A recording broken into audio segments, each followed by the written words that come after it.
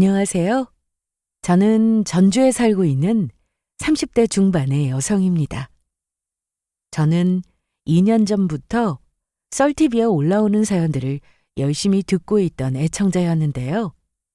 그동안 다른 사람들의 사연을 듣기만 하고 있던 제가 살다 보니 이 채널에 직접 제 사연을 올리게 되는 날도 오게 되네요.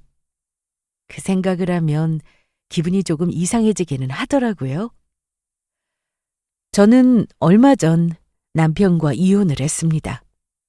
저에게는 날이면 날마다 저희 엄마를 찾아와 기행을 벌이던 시어머니가 있었거든요.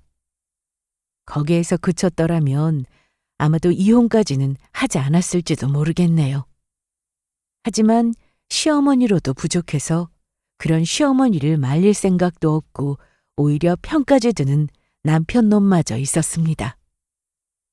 이대로 더 참고 살다가는 아마 화병으로 제가 제 명에 못 살겠더라고요. 결국 더는 참을 수가 없었던 저는 통쾌한 복수에 나섰습니다. 그리고 짧았던 결혼 생활을 이혼으로 마무리 지었죠. 이혼을 하기 전에는 이런저런 걱정이 많았었는데 막상 이혼을 하고 나니 왜 더 빨리 헤어질 생각을 못 했었는지 그것만이 유일하게 아쉽더라고요. 혹여나 저와 비슷하게 괴롭힘을 당하고 계시거나 혹은 막연한 두려움에 이혼을 망설이고 계시는 분들이 있다면 이 말씀을 드리고 싶습니다. 뭐가 어떻게 되더라도 지금 내 눈앞의 현재보다는 나아질 거라고요.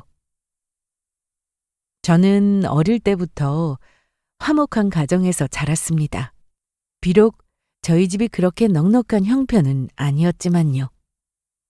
누군가 저에게 화목한 가정의 비결을 묻는다면 그건 저희 부모님의 금슬이 누구보다 좋다는 사실 때문일 거라고 대답할 수 있었습니다. 저희 엄마랑 아빠는 어릴 때부터 같은 동네에서 자랐던 소꿉친구 사이셨다고 하더라고요. 오랜 시간 동안 가까이에서 서로를 봐왔기 때문에 서로의 성격이 어떤지 상대방이 각자 좋아하는 것과 싫어하는 것, 기뻐하는 것과 슬퍼하는 것이 무엇인지를 속속들이 알고 있었죠. 그래서 결혼을 하기 전에도 그리고 하고 난 뒤에도 싸울 일이 거의 없으셨어요. 서로에 대해서 모르는 게 없었기 때문이었죠. 엄마와 결혼하기 전에 아빠는 원래 고등학교를 졸업하고 기술을 배운 후에 건설 현장에서 미장 일을 하셨어요. 주로 아파트를 짓는 곳을 따라다니셨다고 하더라고요. 일의 특성상 아빠와 엄마는 오래 주말부부로 사셨는데 첫째였던 언니를 낳은 후에는 엄마가 일을 관두고 아빠를 따라다녔다고 하더라고요. 엄마가 혼자 지내는 생활에 너무 힘들고 외로워하셔서요. 그 뒤로 다시 제가 태어났고 2년쯤 뒤부터는 아빠와 엄마가 같이 고향으로 내려와 조그만 식당을 차리셨어요. 불행히도 아빠가 공사장에서 사고로 허리를 다치시는 바람에 더 이상은 원래 하던 일을 하실 수가 없게 되셨거든요. 그나마 다행이라면 엄마의 음식 솜씨가 좋다는 점이었습니다. 동네에서 손맛으로 유명하던 외할머니에게서 물려받은 솜씨였죠. 하지만 당연하게도 가게가 음식 솜씨만 좋다고 해서 잘 되는 것은 결코 아니었습니다. 처음에 부모님은 분식집을 차리셨었는데 장사가 제법 잘 되는 것을 보고 길 바로 맞은편에 더 큰 분식집이 2개나 더 생기기도 했고요. 심지어 그런 일은 아무것도 아니었습니다. 아까 건물 주인이랑 만났는데 세를 더 올려받아야 할 것 같다고 하더라고. 세를요? 이제 겨우 좀 먹고 살만해진다 싶었는데 그래서 얼마나 올려달래요? 얼마가 문제가 아니야. 세는 핑계고 눈치를 보니까 그냥 나가라는 소리 같았어. 자꾸 내년에는 자기 아들이 다시 고향으로 돌아오는데 가게를 하나 내달라고 한다며 엉뚱한 소리를 하더라고.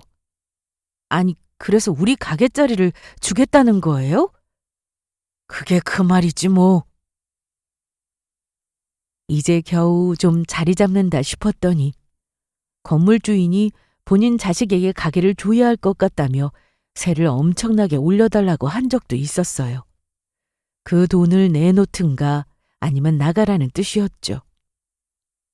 결국 도저히 그 돈을 맞춰줄 수 없었던 부모님은 간신히 단골 손님을 모았던 가게를 내놓고 다른 곳으로 다시 옮겨가야 했습니다. 지금 생각해보면 정말 말도 안 되는 별의별 일이 다 있었죠. 그래도 부모님은 평생을 가장 가까운 친구처럼 잘 지내셨어요. 아빠가 허리를 다쳐서 거의 반년을 집에서 누워 계실 때도 엄마는 아빠에게 원망 한 번을 한 적이 없으셨습니다. 그리고 엄마가 언니를 낳고 짧게나마 산후 우울증에 걸렸을 때도 아빠는 엄마를 지극정성으로 잘 돌보셨다고 했고요. 바쁘면 바쁜 대로, 형편이 어려우면 어려운 대로 언니와 저를 잘 키우며 서로를 한결같이 아끼셨죠. 그래서 저도 부모님 같은 가정을 꾸리고 싶었습니다. 그게 그렇게 힘든 소망은 아닐 거라고도 믿었고요. 언젠가는 저도 저만을 바라보는 남자를 만나서 아들, 딸 하나씩을 낳고 평범하고도 행복하게 잘 살 거라고 생각했었죠. 그 뒤로 많은 세월이 흘렀습니다. 몇 년 전 아버지가 돌아가시고 그 사이에 엄마는 혼자서 식당 일을 계속하시면서 저와 언니를 다 키우셨어요. 둘 다 대학에도 보내셨고요. 저까지 학교에 들어가고 나자 그나마 남아있던 가장 큰 걱정거리는 다 사라진 셈이었어요. 언니는 장학금을 받고 학교를 다녔고 이제 곧 졸업과 취업을 눈앞에 두고 있었습니다. 저도 대학에 들어간 후로는 아르바이트를 하면서 제 용돈 정도는 혼자서 벌어서 쓸 정도가 되었고요. 엄마, 손목이랑 허리도 안 좋은데 이제 일은 관두고 좀 쉬시는 게 어때요? 아유, 됐다. 이 나이에 벌써 놀면 오히려 더 큰 병 나. 그럼 돈 걱정하지 말고 이제 좀 쉬엄쉬엄 하세요. 성경이도 이제 자기 앞가림 다 알아서 하는 나이인데. 그래도 엄마가 너희 시집갈 때 뭐라도 보태줄 돈은 좀 모아놔야지. 또 쓸데없는 걱정하고 계시네. 우리 둘 다 시집은 알아서들 잘 갈 거니까 엄마 건강이나 잘 챙기세요. 병원비가 더 나가겠네, 그러다가. 대학 4년은 참 쏜살같이도 흐르더라고요. 어릴 때부터 예쁘고 똑똑했던 저희 언니는 국내에서 제일 큰 항공사의 승무원이 되었습니다. 그리고 학교에서 외국어를 전공했었던 저는 전공을 살려서 한 회사의 인하우스 통번역사로 일을 시작했고요. 저희 둘 다 이제 밥벌이를 하고 나니 엄마가 걱정이었습니다. 엄마도 이제 적은 나이가 아니셨어요. 아빠가 돌아가시고 나서는 혼자서 무리해가며 저희를 키우시느라 손목이고 무릎이고 허리고 성한 데가 없으셨죠. 이럴 거라 짐작은 했었지만 역시나 엄마는 일을 좀 쉬시라는 저희 이야기는 들은 척도 안 하시더라고요. 대신에 저희의 간곡한 부탁에 밤 10시까지 하던 마감 시간을 줄이는 걸로 합의를 보았습니다.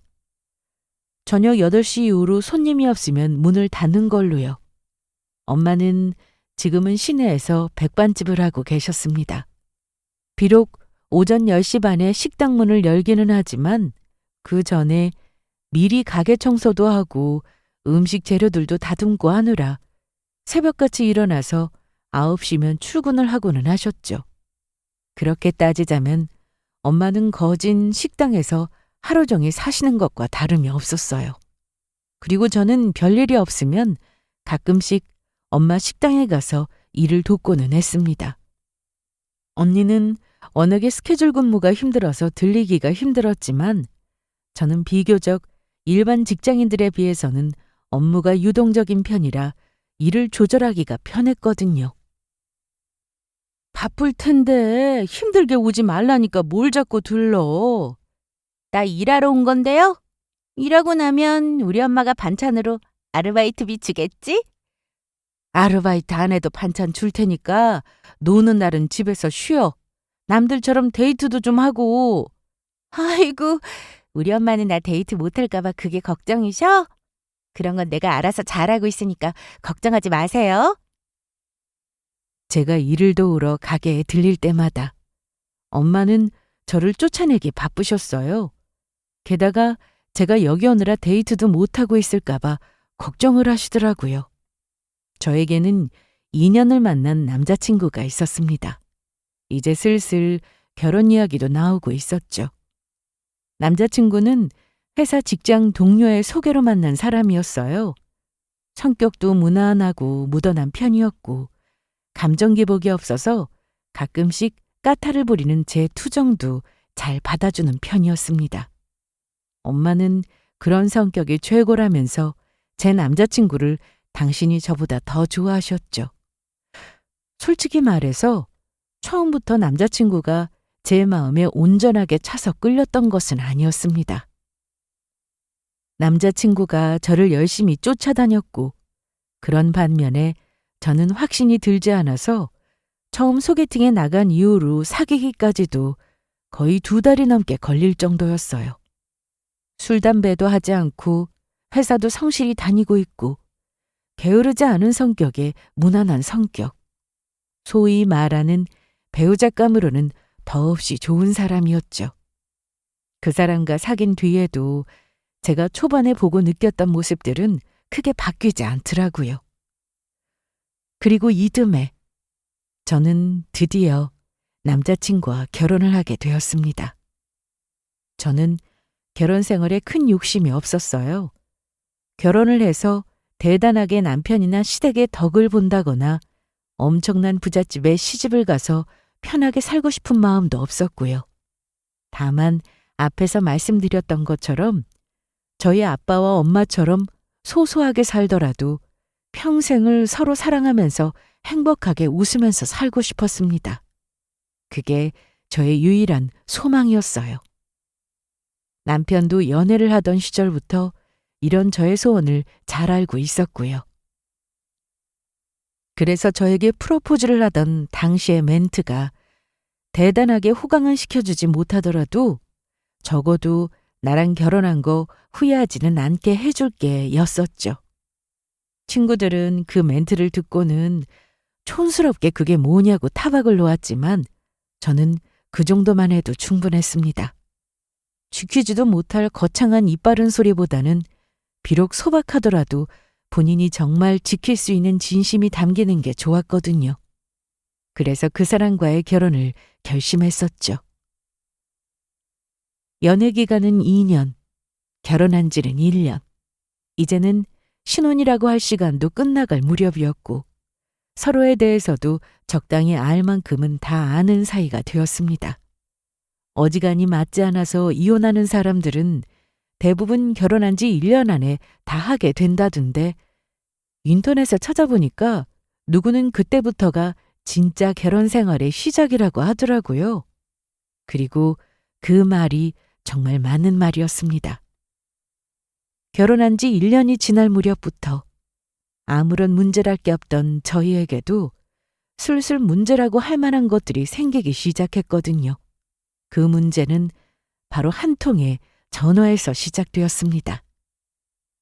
여보세요? 이모님, 이 시간에 웬일이세요? 혹시 가게에 무슨 일 있어요? 회사에서 일하고 있을 시간이지? 미안해요. 사장님이랑은 연락이 안 되고 내가 전화를 어디다 해야 할지 몰라서. 회사에 있던 저에게 전화를 걸어온 것은 엄마 식당에서 일을 도와주시는 주방 이모님이셨어요. 번호를 저장해 두었기에 저도 무슨 일인가 싶어서 급하게 받긴 했지만 특별한 일이 아니고서는 저에게 전화를 하실 이유가 없었기에 조금 놀라기는 했었죠. 주방 이모님은 조금 당황한 목소리로 저에게 소리 죽여 물으셨어요. 사장님이 오늘 병원에 약 타러 간다고 2시간만 자리 비운다고 하셨거든. 근데 지금 가게에 누가 와서 식사를 하셨는데 사장님 사돈뿐이라고. 네? 사돈이요? 성경 씨 시어머니라고 하시는데 사장님도 안 계시고 나야 사돈분이 맞는지 알 수가 있어야지. 뭐지? 그분 전화 좀 바꿔주세요. 잠시 후에 전화를 바꿔받았더니 저희 시어머니가 맞더라고요. 아가, 나다. 어머님, 저희 엄마 식당에는 웬일이세요?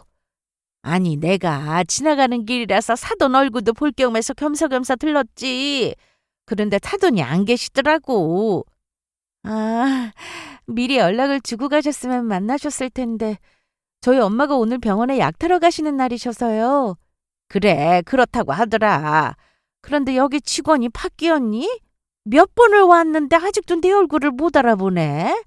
내가 누구라고 말을 해도 믿지를 않고 참. 주방 이모님이 최근에 새로 바뀌시기는 했습니다. 그래서 저희 시어머니 얼굴을 알아보지 못한 것도 당연했을 테고요. 그런데 그 전화를 받고 나서 저는 한 가지 의문이 들지 않을 수가 없었습니다. 시어머니가 하시는 말씀을 들어보니 그동안 제가 모르는 때에도 가게에 자주 방문하셨던 것 같더라고요. 무엇보다 황당했던 건 그게 다가 아니었습니다.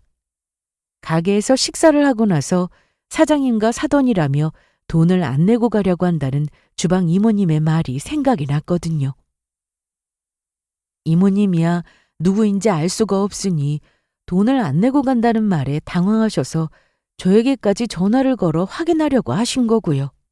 저는 일단은 주방 이모님께 그냥 돈은 받지 말고 보내드리라는 말씀을 드렸습니다. 그리고 나서 나중에 퇴근 후에 가게로 엄마를 찾아갔어요. 성경아, 전화도 없이 여긴 어쩐 일이야? 엄마, 그동안 우리 어머님이 엄마 가게에 자주 오셨어요? 어? 뭐 자주는 아니고 가끔? 너희 시댁이랑 여기가 가깝잖니. 오다 가다 가는 길이니까 들르시는 모양이더라고. 가깝긴 뭐가 가까워요. 가게까지 오려면 걸어서 30분도 넘게 걸리는데. 아니 그것보다 평소에 오셔서 식사하고는 돈을 안 내고 가셨어요? 제 말에 엄마는 그것 때문에 찾아온 거냐면서 그냥 웃으시더라고요. 그렇지 뭐. 사돈한테 돈을 받기도 그렇잖니. 아니 그래도 계산은 정확하게 해야지. 우리 어머니도 참 한두 번도 아니고 번번이 올 때마다 그냥 두시는 건 좀 그렇지 않나? 됐어. 그거 뭐 얼마나 한다고. 그냥 사돈한테 식사 대접했다고 생각하면 되지. 공연히 이서방한테 쓸데없는 소리 하지 말고 너는 그냥 모르는 척해. 알았지? 엄마는 혹시라도 제가 그 문제로 남편에게 뭐라고 할까봐 오히려 걱정을 하셨습니다. 정말로 가끔 오시는 거고 그 정도는 괜찮으니까 뭐라고 말을 꺼내지 말라고 하시면서요. 저는 기분은 좀 그랬지만 엄마의 당부도 있고 해서 그날은 그냥 그렇게 넘어갔습니다. 저도 한참 회사에서 바쁜 시즌이었기에 곧 그 일도 머릿속에서 지워졌었고요. 그런데 문제는 거기서 끝나지를 않았습니다. 모처럼 바쁜 일이 끝나서 엄마한테 전화를 했더니 주방 이모님이랑 같이 시장을 보러 나간다고 하시더라고요. 그래서 제가 운전을 해서 모셔다 드리겠다고 따라 나섰죠. 모처럼 엄마랑 데이트도 할 겸 해서요. 원래는 매일 아침마다 가게로 직접 식자재를 배달을 해오는 업체가 있었지만 가끔씩은 이렇게 시장 조사도 할 겸 밖에서 구매를 하는 경우도 있었거든요. 그런데 그날따라 엄마가 자꾸 평소에는 생전 산 적이 없는 것들을 사시더라고요. 백반집이라 매일 나오는 메뉴는 바뀌었지만 그래도 보통 때 엄마가 만드시는 음식들은 거의 정해져 있었거든요. 저도 대충 그게 뭔지는 잘 알고 있었고요. 그러니 의아할 수밖에 없었죠. 엄마, 갑자기 메추리알이랑 진미채는 왜 사는 거예요? 생전 안 드시면서? 찾으시는 손님들이 있을 때도 있어서 그냥 좀 내놓으면 어떨까 하고. 진미채는 엄마가 어릴 때 드시다가 심하게 체한 적이 있다고 하셨었거든요. 어찌나 심하게 체했던지 거의 이러다 오늘 죽겠구나 싶은 심정이었다고 하시더라고요. 그래서 그 뒤로는 절대로 안 드시는 음식이었어요. 본인이 안 드시니 당연히 메뉴로도 만든 적이 없으셨고요. 아무래도 음식점 메뉴는 보통 사장님 취향대로 나가기 마련이었으니까요. 메추리알은 원래 별로 좋아하지 않으셨고요. 그런데 뜬금없이 2가지를 사시길래 이상하다 싶었죠. 그리고 저는 곧 진짜 이유를 알 수 있었습니다. 찾으시는 손님 1명밖에 더 있어요? 네? 그게 무슨 소리예요? 아우, 됐어. 엄마는 얼른 눈짓으로 말하지 말라는 신호를 보냈지만 주방 이모님의 진실의 입은 이미 열린 이후였습니다. 그 외에 있잖아요. 선경 씨 시어머니. 저희 시어머니요? 그 양반이 맨날 와서는 여기는 진미채는 없냐, 나는 메추리알 조림 좋아하는데 그런 건 없냐 하면서 찾아대서. 네?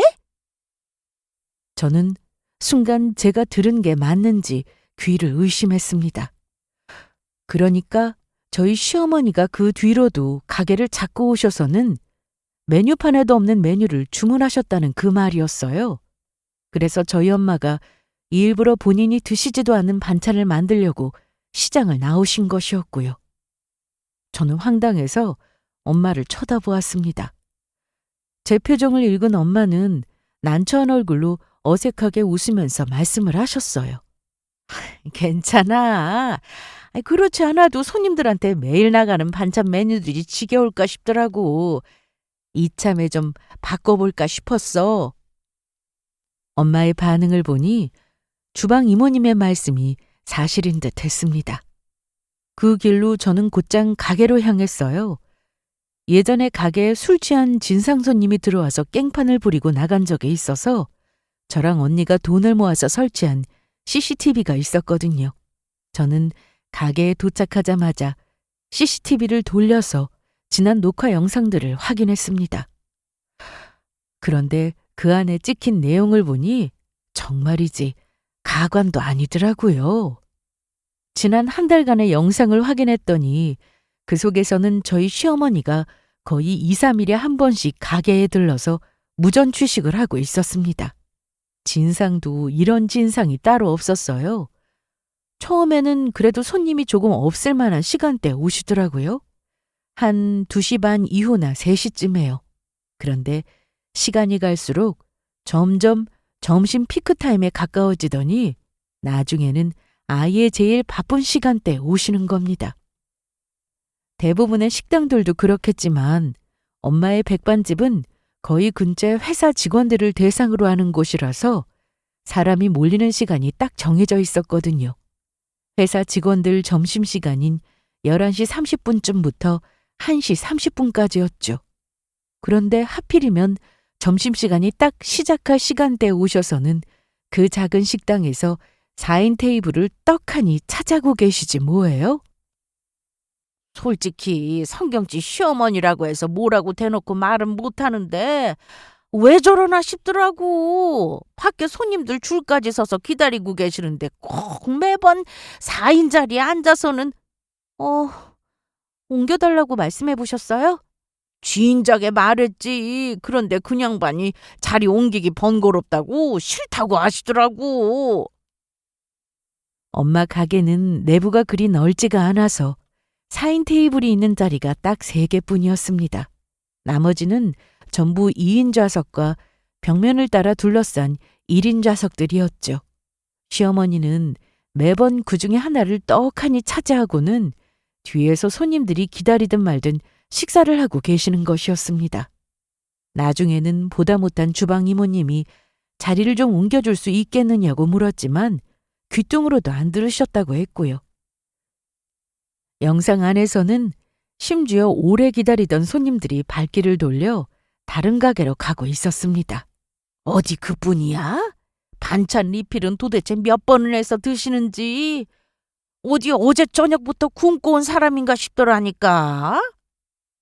그렇지 않아도 영상 속에서 유난히 다른 테이블보다 시어머니의 반찬이 많다 싶더니 처음에는 본인이 요청을 하다가 나중에는 주방 안까지 들어와서 반찬을 직접 퍼서 가져간 거라고 하시더라고요. 영상이 뒤로 넘어갈 때마다 제가 목격한 것은 시어머니가 반찬을 산더미처럼 쌓아서 드시는 것이었습니다. 오죽했으면 옆 테이블 사람들이 그 모습이 신기해서 힐끔힐끔 쳐다보고 있더라고요.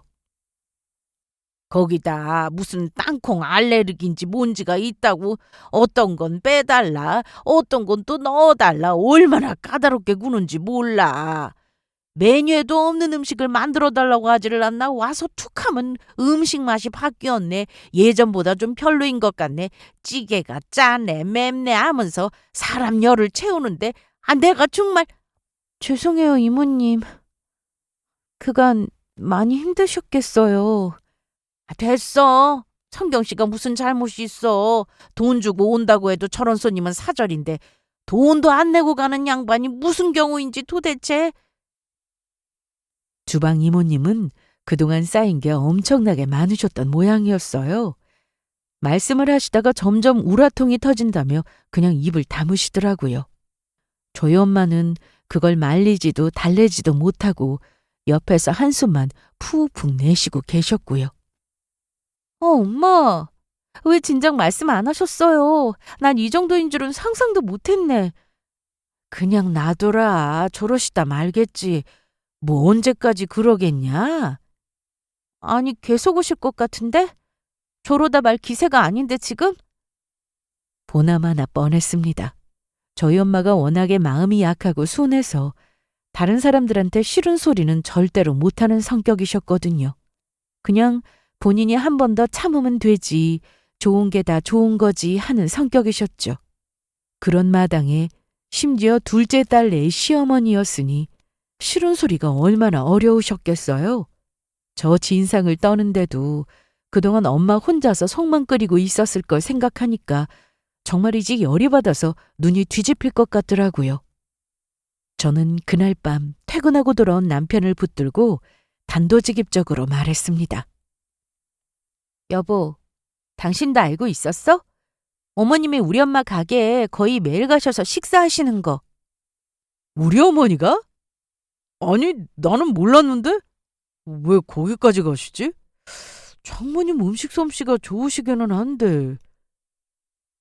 남편은 전혀 몰랐다며 농담으로 받아치더라고요.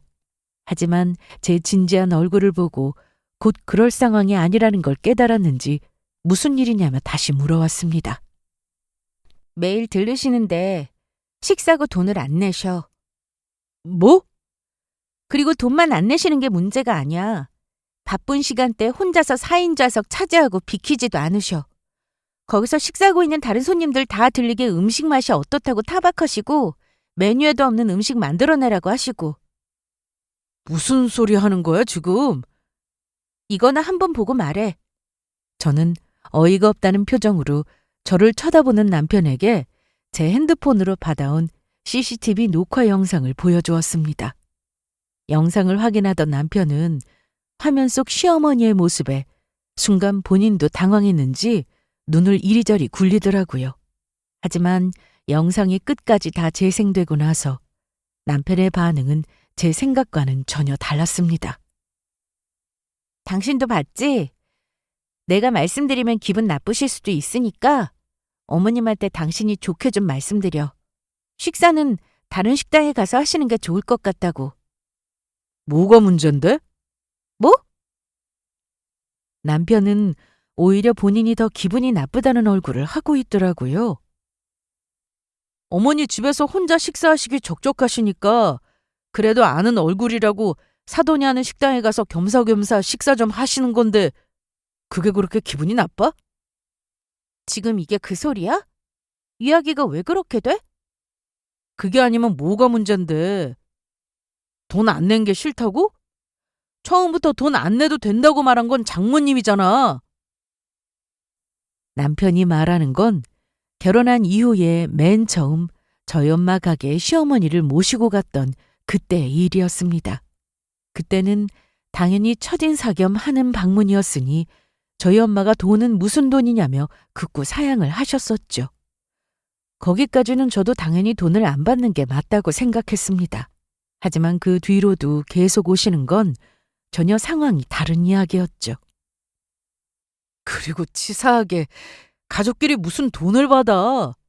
사돈이면 한 식구나 마찬가지인데. 뭐? 아니 그것도 어쩌다 한두 번인 거지. 어머님이 매일같이 남의 가게에 와서 식사를 하시는데 여기가 무슨 가정집도 아니고 공짜 밥을 당연히 먹는다고 생각하시는 게 더 이상한 거 아니야? 아무리 사돈이라도 지켜야 할 선이 있는 거 아니냐고. 선 같은 소리 하네. 말은 똑바로 해야지.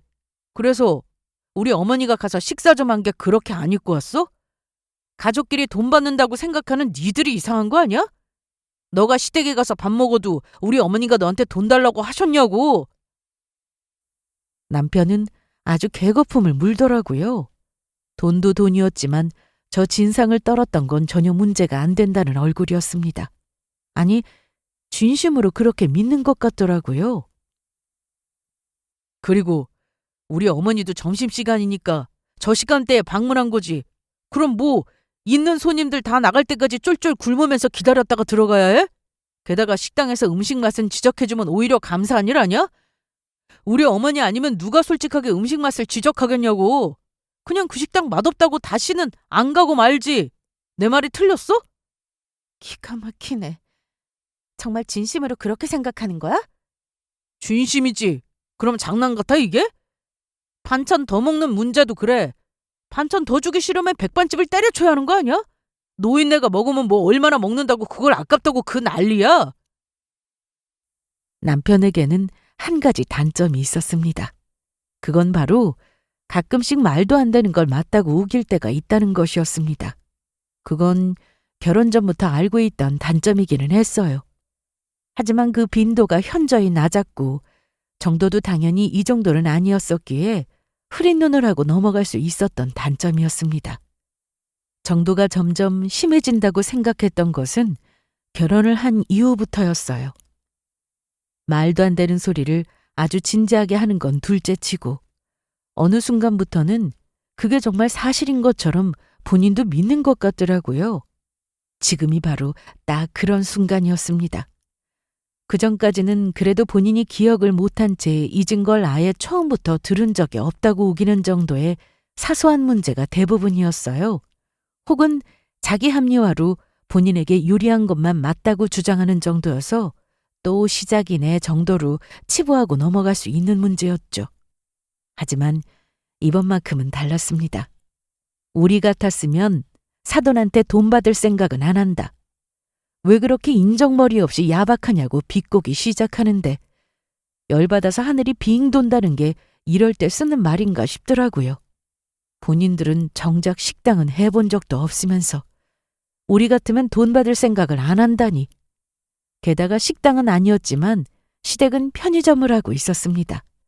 똑같이 자영업하는 처지에 요즘 경기에 힘든 걸 뻔히 알면서 이런 식으로 적반하장이라니.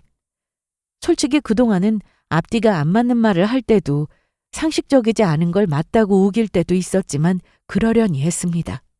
하지만 이제는 도저히 참을 수가 없더라고요. 더 이상 저 말도 안 되는 헛소리와 비상식적인 행동을 참아줄 인내심도 없었고요. 아, 우리가 이상한 거였구나. 그래, 제발 상식적으로 좀 살아. 기가 막혀서 자주 하듯 내뱉은 그 말에 남편은 냉큼 대꾸했습니다.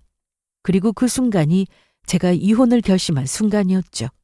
저는 언니에게 전화를 걸어 이 모든 사실을 알렸습니다. 제가 보내준 영상까지 확인한 언니는 기가 막히는지 순간 말을 잃어버리더라고요.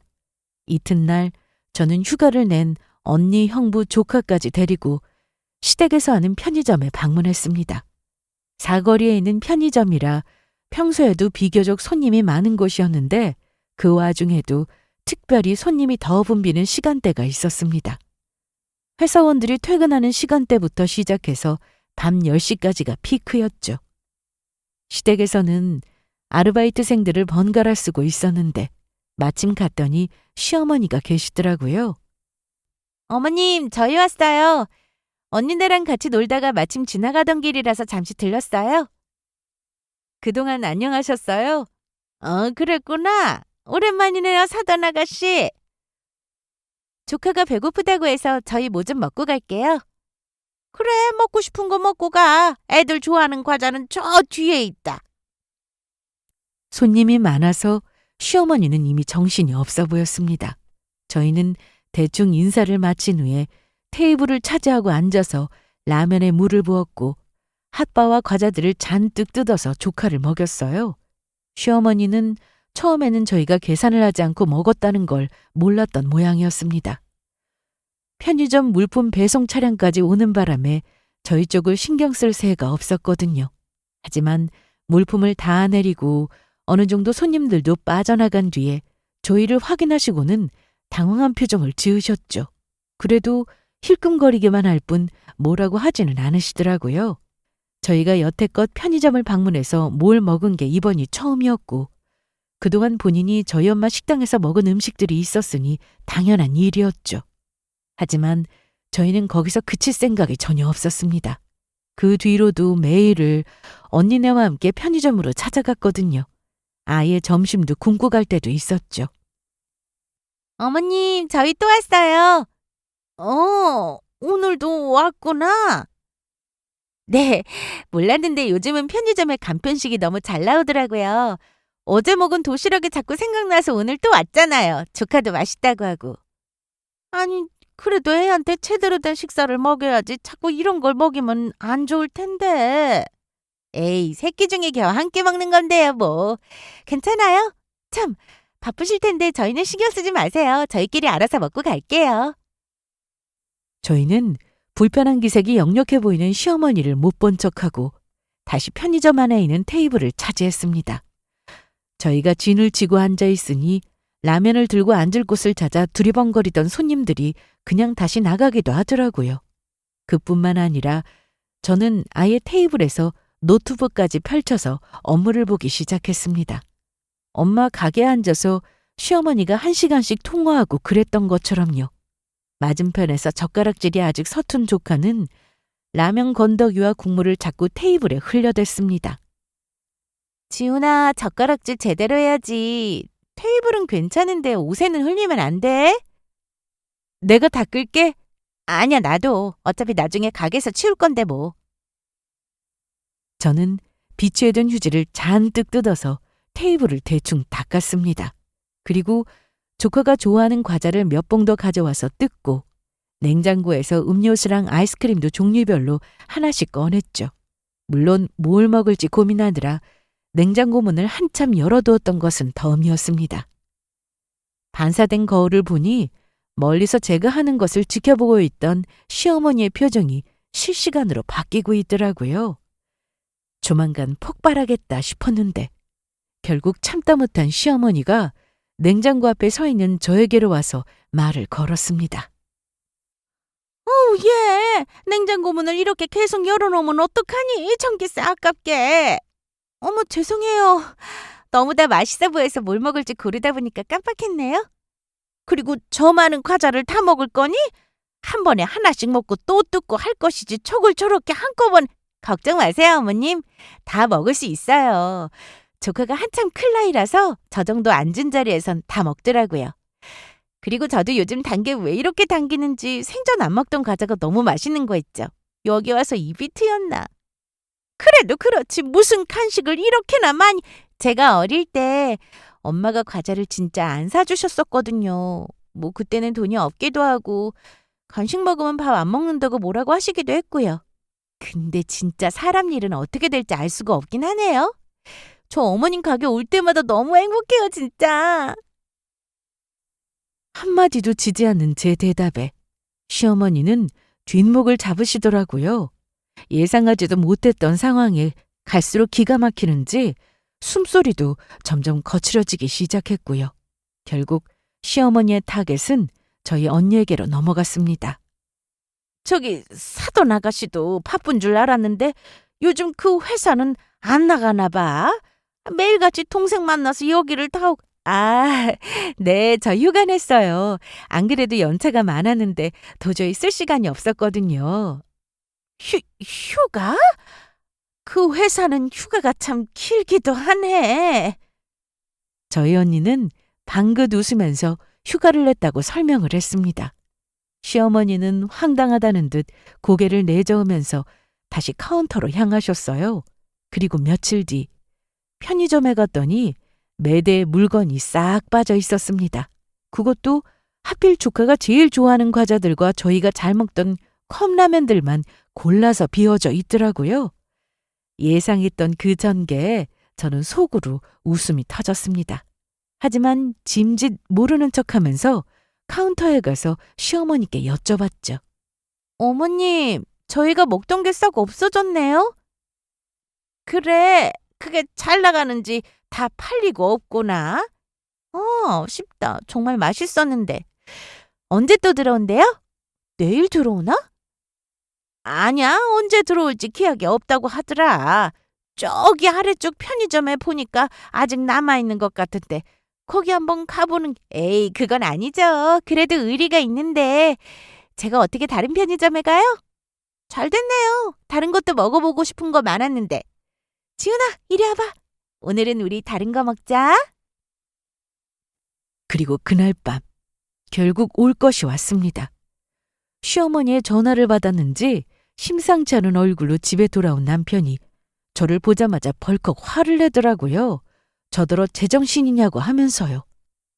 당신 매일같이 언니랑 조카랑 데리고 어머니 가게에 간다면서? 도대체 왜 그래?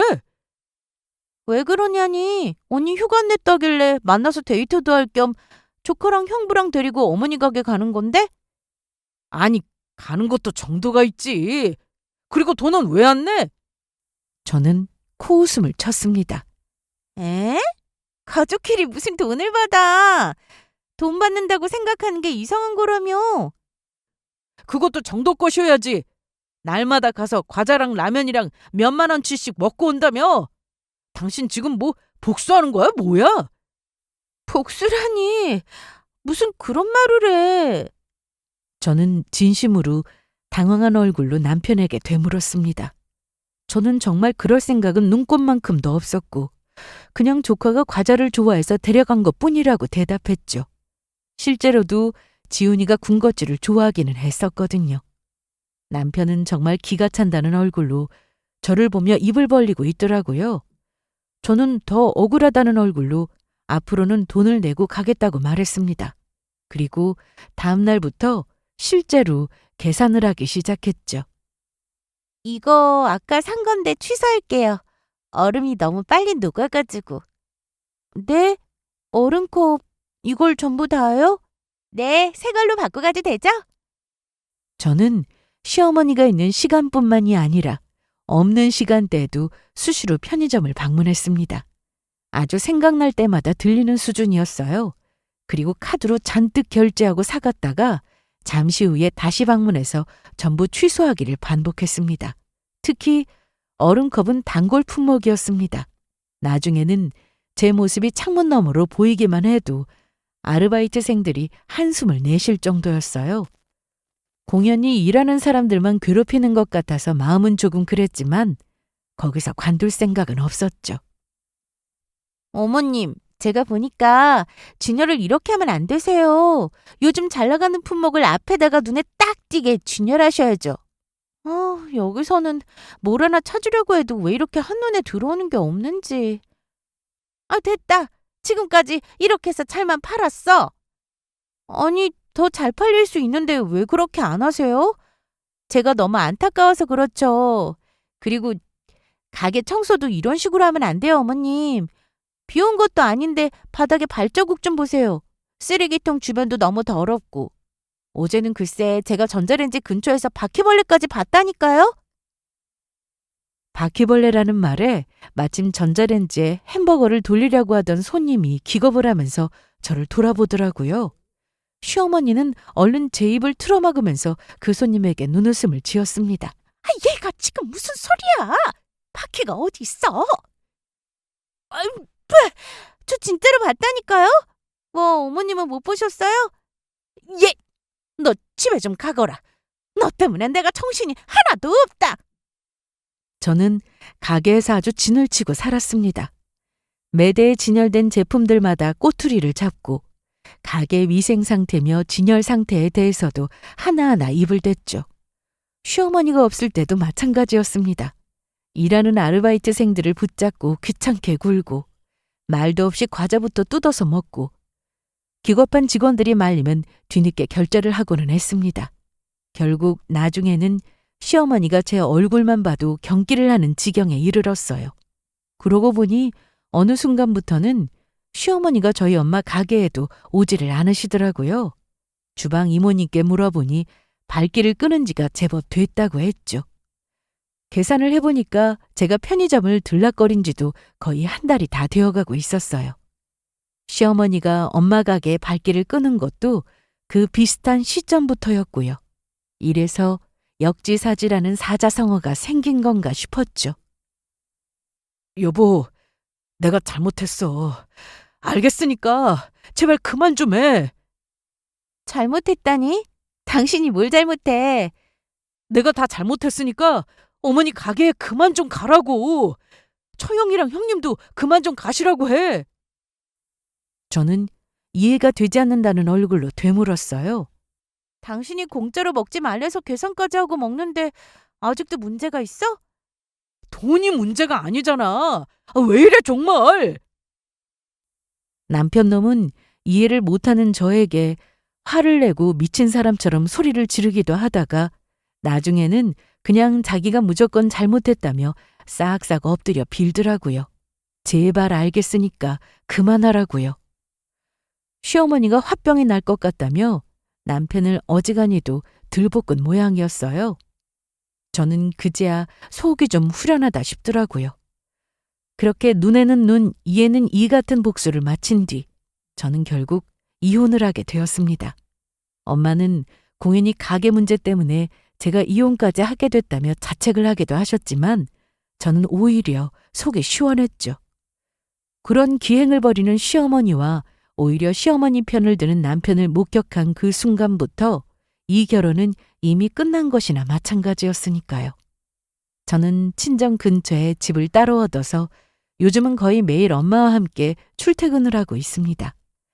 아침에 엄마를 가게로 데려다 드리고 저녁에 다시 가게에 들르는 식으로요.